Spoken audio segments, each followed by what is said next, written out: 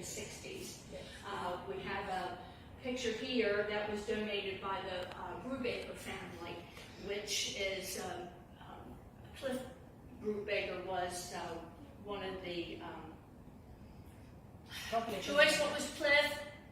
Company commander. Company commander, and his family has donated that. The map, I believe you've already it has already been talked about, a 1,200 acre facility with 4 regiments, and each one very self-contained.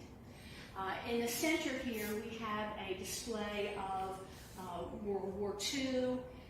We have a voicing of the attack at Pearl Harbor. We have the surrender, signing of the surrender papers, a picture of it, and a picture of the USS Arizona. As you come around, we have the tailor-made uniforms, which a lot of the sailors had made overseas. You notice that the cuff is usually what was decorated, but it had to be on the inside because it could not be seen when they wore the uniform. We have here the hospital Corps School and Dental Tech School. Many people come into the museum and say that they were born at the hospital. So we have a picture of the hospital.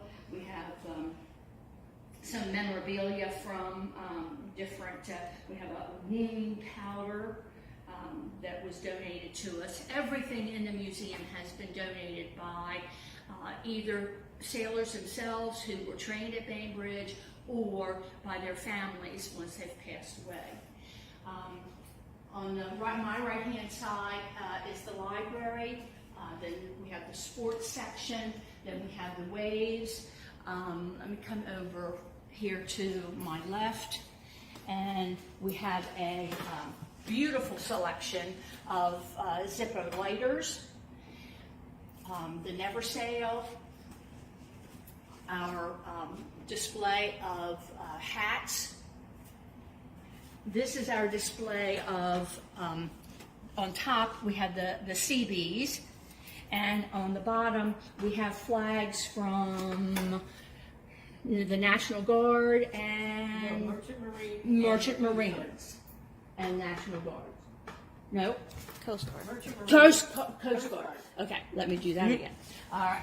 You're fine. As you come around, the Seabees display is on the top, and inside we have flags for the Coast Guard and the Merchant Marines. We have only really have pictures to show you of the amphitheater. And let me get a couple of statistics. The amphitheater seating, there was enough seating for 9,245 people on the outside of the amphitheater. And every Easter, there was a sunrise service there, and I know they had other services as well, but I used to attend some of the sunrise services. And on the inside, there was seating for 2,732.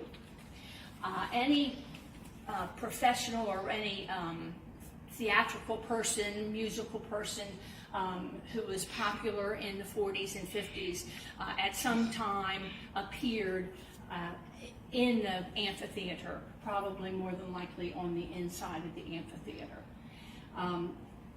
We have a crying towel that's a lot of people get a lot of chuckles out of.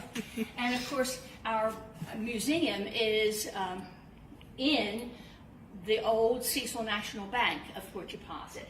So we are very, very fortunate to have this as not as a Navy display, but it is interesting because all of the money that came through, or that was distributed to the sailors, came through this bank.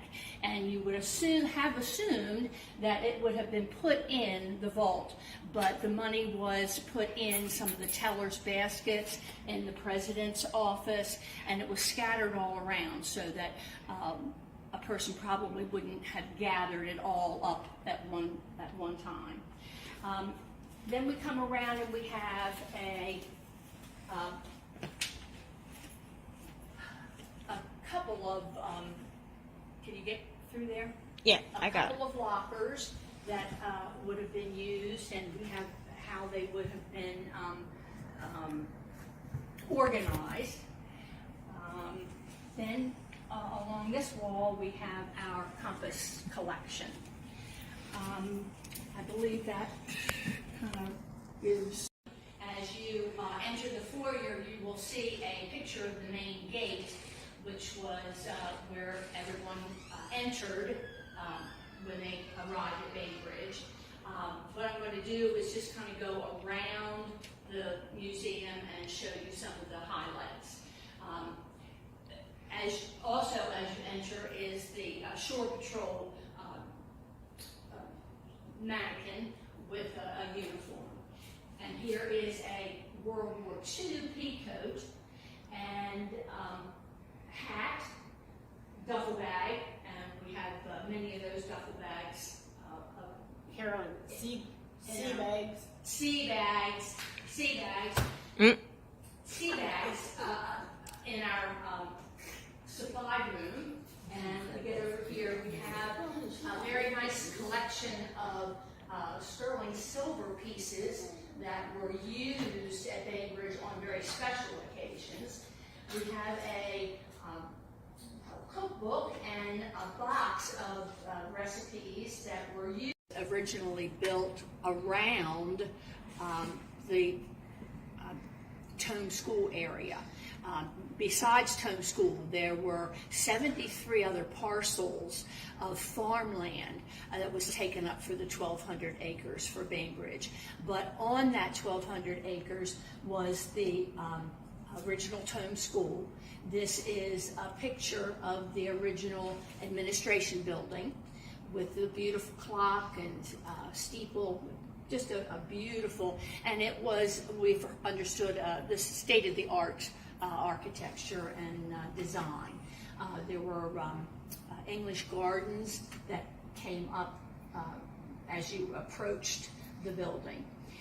But as you see here, it is Tome Memorial Hall, but when Bainbridge took it over, then it became the Naval Preparatory School. And so boys who would be in college or in high school and maybe not quite have the grades to go to the academy would be assigned to come to Bainbridge to go to Naval Preparatory School. And the neat thing about the NAPS program, several years ago, we had reunion groups from NAPS come and visit the museum, and we have a couple of banners that they've all signed and said how appreciative they are of our letting them come in. I don't know whether you're going to take a picture of those. They're I don't know whether they're both on